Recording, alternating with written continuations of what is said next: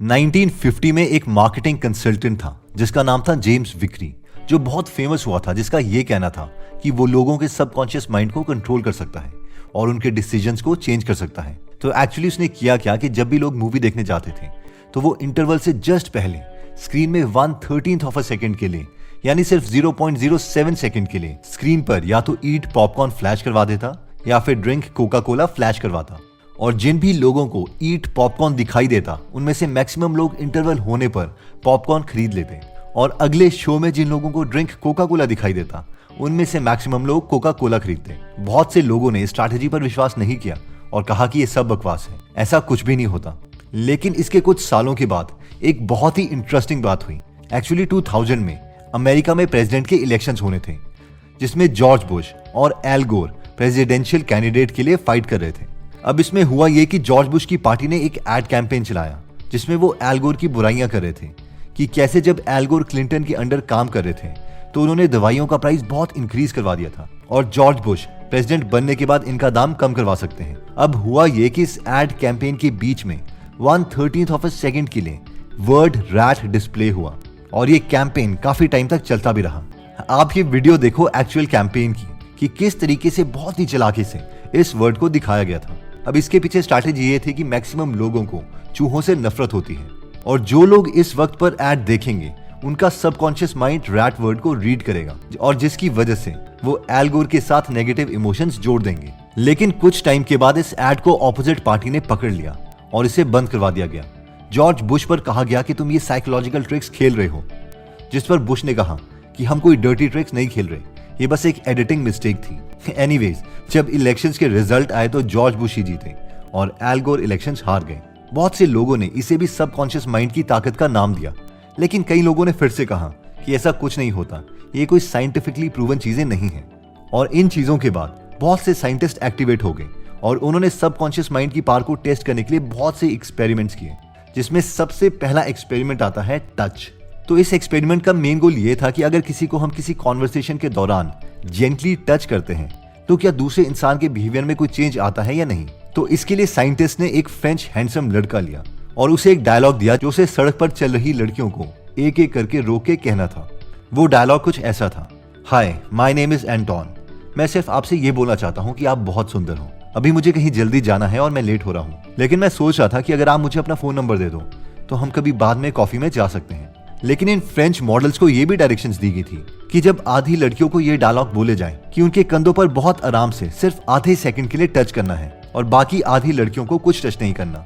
अब जब इसके रिजल्ट्स आए तो सब हैरान थे। जिन लड़कियों को आधे सेकंड के लिए टच नहीं किया गया था उनमें से 10% लड़कियों ने इस कंप्लीटली स्ट्रेंज लड़के को अपने फोन नंबर दिए, और जिन लड़कियों को हाफ सेकंड के लिए जेंटल टच किया गया था उसमें ये कन्वर्जन रेट डबल हो गया, यानी 20% लड़कियों ने उन्हें फोन नंबर दिए। अब सबसे इंटरेस्टिंग बात यह थी कि जब वो फ्रेंच लड़का उन लड़कियों से बात कर लेता था उसके बाद एक साइंटिस्ट उन लड़कियों के पास जाते और पूछते कि क्या आपको महसूस हुआ कि इस लड़के ने हल्का सा आपको टच किया था। इस पर वो लड़कियां बोलती नहीं, हमें तो कुछ ऐसा नहीं फील हुआ। इन शॉर्ट, इस स्टडी का कंक्लूजन ये था कि सब कुछ सबकॉन्शियस माइंड से हुआ था। और इस तरह के पता नहीं बहुत सारे एक्सपेरिमेंट्स किए गए, जैसे कि शॉपिंग मॉल में लोगों को सर्वे के लिए रोका गया और नॉर्मली 53% ने हाँ बोला, लेकिन जब उन्हें हल्का सा टच किया गया तो 76% लोगों ने हाँ बोला। रेस्टोरेंट में अगर वेटर स्पेशल डिश के लिए किसी को बोलता था तो 40% लोग उस डिश को मंगवा लेते थे, लेकिन अगर हल्का सा टच करके वो बोलता था तो 60% लोग वो डिश मंगवाते, यानी एक टच से 20% रिजल्ट ज्यादा आया। नेक्स्ट सबकॉन्शियस डिसीजन जो हमारा माइंड लेता है वो है विजुअल्स। ओके, इस इमेज को ध्यान से देखो। अब मुझे ये बताओ कि जो लेफ्ट साइड में इंसान है वो लड़का है या लड़की। ओके, इसके बाद अब मुझे ये बताओ कि राइट साइड वाला इंसान वो लड़का है या लड़की। अब वीडियो पॉज कर लो और पहले कमेंट कर दो जो आपने सोचा था, फिर मैं आपको आंसर बताता हूँ। ओके, तो जब ये एक्सपेरिमेंट परफॉर्म किया गया तो मैक्सिमम लोगों ने लेफ्ट साइड वाली इमेज को लड़की कहा और राइट साइड वाली इमेज को लड़का, जबकि रियलिटी ये थी कि दोनों एग्जैक्टली सेम इमेज है, बस इमेजेस के कॉन्ट्रास्ट को चेंज किया गया है। अब होता यह है कि हमारे सबकॉन्शियस माइंड में पहले से फीड है कि लड़कियां ज्यादा गोरी होती हैं as compared to men, and that is the reason we predicted it wrong. Next point कहता है कि सबकॉन्शियस एंड सोशल परसेप्शन।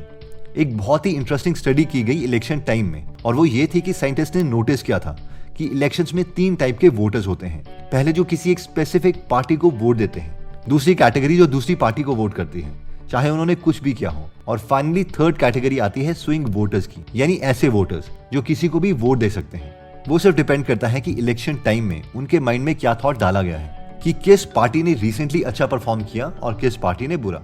तो इनकी थर्ड कैटेगरी के वोटर्स पर रिसर्चर्स एक्सपेरिमेंट करना चाहते थे। तो उन्होंने ये किया कि उन्होंने 2 कैंडिडेट्स लिए और हर एक कैंडिडेट के 2 फोटोज क्रिएट की। एक वर्जन में उनके बाल और मेकअप थोड़े बिखारे और दूसरे में एकदम सेट कर दिए। गोल ये था कि सेम कैंडिडेट एक पिक्चर में ज्यादा डिसिप्लिन्ड और कॉम्पिटेंट लगे और वही कैंडिडेट दूसरी इमेज में कम कॉम्पिटेंट और अनडिसिप्लिन्ड लगे।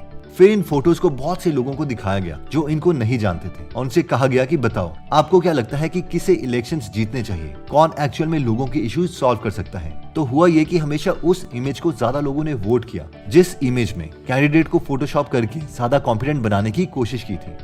इन शॉर्ट, विजुअली भी हमारा सबकॉन्शियस माइंड बहुत रिएक्ट करता है। अब सवाल ये है कि ये एक्सपेरिमेंट्स बहुत इंटरेस्टिंग है, लेकिन हमें तो कुछ ऐसी इंफॉर्मेशन चाहिए जिससे हम अपने सबकॉन्शियस माइंड को कंट्रोल करके खुद को सक्सेसफुल बना सकें, यानी जीत सकें।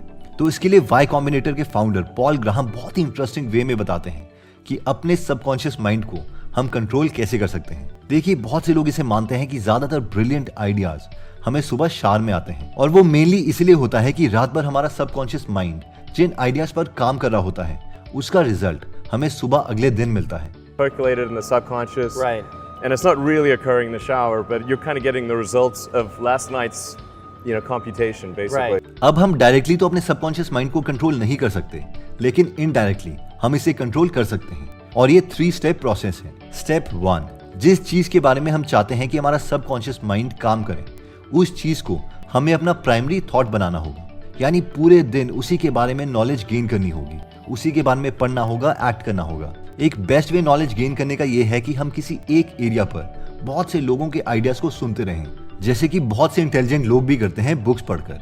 तो I liked biographies and autobiographies. अगर आप 1000 से ज्यादा बुक समरीज हर वक्त अपने पॉकेट में चाहते हैं ताकि जब चाहे आप उन्हें पढ़ सके, तो आप गीगल एप्लीकेशन डाउनलोड कर सकते हैं, जहां पर हर हफ्ते इसमें best selling book summaries add होती रहती हैं। तो अगर आप अपने नॉलेज में इंटरेस्टेड हैं तो आप डिस्क्रिप्शन में दिए गए लिंक या फर्स्ट कमेंट से एप्लीकेशन डाउनलोड कर सकते हैं। और अगर आज के दिन आप 1 ईयर या 999 डेज की सब्सक्रिप्शन लेना चाहते हैं तो आप 400 रुपीज का डिस्काउंट ले सकते हैं बुक 400 कूपन कोड को यूज करके।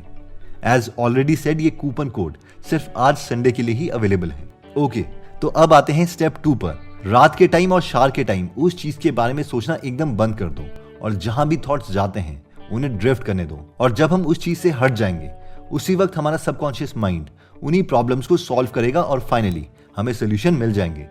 स्टेप 3, अपने सबकॉन्शियस माइंड से काम करवाने के लिए हमारे दिमाग में प्राइमरी थॉट वही होना चाहिए जिसके बारे में हम सोचना चाहते हैं।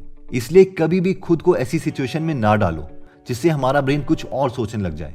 ऑब्वियसली हमारी लाइफ में ऐसी इमरजेंसी सिचुएशंस आएंगी जब हमारा प्राइमरी थॉट कुछ और बन जाएगा, बट जैसे ही इन इमरजेंसी सिचुएशन से हम बाहर निकलें उसी वक्त वापस अपने सबसे इंपॉर्टेंट चीज में आओ, यानी उसे अपना प्राइमरी थॉट बना लो। तो इस वीडियो में हमने सबसे पहले सबकॉन्शियस माइंड की ताकत देखी थी। पहले हमने जेम्स विक्री की स्टोरी देखी कि कैसे उन्होंने स्प्लिट सेकंड की एड दिखाकर पॉपकॉर्न और कोक की सेल्स को इंक्रीज करवा दिया। इसके बाद हमने जॉर्ज बुश की स्टोरी देखी कि कैसे उन्होंने अपने कैंपेन्स के बीच में रैट्स शब्द का इस्तेमाल किया और इसे लोगों ने कहा कि वो साइकोलॉजी को मैनिपुलेट करना चाहते हैं। इसके बाद हमने साइंटिफिक एक्सपेरिमेंट्स की बात करी थी कि कैसे सबकॉन्शियस माइंड टच, विजुअल और सोशल अपीयरेंस से भी अफेक्ट होता है। टच में हमने देखा था कि एक फ्रेंच मॉडल को ज्यादा लड़कियों का फोन नंबर मिल गया, या फिर शॉपिंग मॉल में लोगों ने सर्वे के लिए ज्यादा हाँ बोल दिया। विजुअल्स में हमने देखा था कि कैसे सेम फोटो या कलर का चेंज करने से एक फोटो को लड़की कहा गया और दूसरे फोटो को लड़का, क्योंकि हमारा सबकॉन्शियस माइंड में ये पहले से फीड है कि अगर कोई गोरा इंसान है तो ज्यादातर वो लड़कियां ही होंगी। सोशल अपीयरेंसेस में भी हमने देखा था कि कैसे किसी की अपीयरेंस भी उन्हें पॉलिटिकल कैंपेन में हेल्प कर सकती है। इसके बाद हमने देखा कि अपने सबकॉन्शियस माइंड को हम प्रोग्राम कर सकते हैं ताकि वो रात को सोते हुए हमारे लिए कंप्यूटेशन करे, और इसके लिए हमने 3 स्टेप्स देखे थे। स्टेप 1 है कि किसी एक थॉट को अपने माइंड में प्रोमिनेंट बना दो। स्टेप 2 है कि सोते हुए या फिर शार के वक्त अपने माइंड को कहीं भी ड्रिफ्ट होने दो और माइंड कैलकुलेशंस करके आपको एक आंसर देगा। स्टेप 3 है कि कोशिश करो कि इमरजेंसीज के अलावा कम ही सिचुएशन में आपके माइंड में कोई और थॉट आए, वरना कोई फायदा नहीं। अपने माइंड को प्रोग्राम करने के लिए हमने गीगल एप्लीकेशन की बात भी की थी और ये भी डिस्कस किया था कि हम बुक 400 कूपन कोड यूज कर सकते हैं और 400 रुपीज का डिस्काउंट पा सकते हैं, जो सिर्फ आज के लिए ही वैलिड है। एनीवेज दोस्तों, अगर आप ऐसी नॉलेजेबल वीडियोस मिस नहीं करना चाहते तो सब्सक्राइब करने के बाद बेल का बटन दबाना मत भूलिएगा। आप कमेंट करके ये भी बता सकते हैं कि आप नेक्स्ट वीडियो किस टॉपिक पर चाहते हैं। जल्दी हम आपसे दोबारा मिलेंगे। जय हिंद।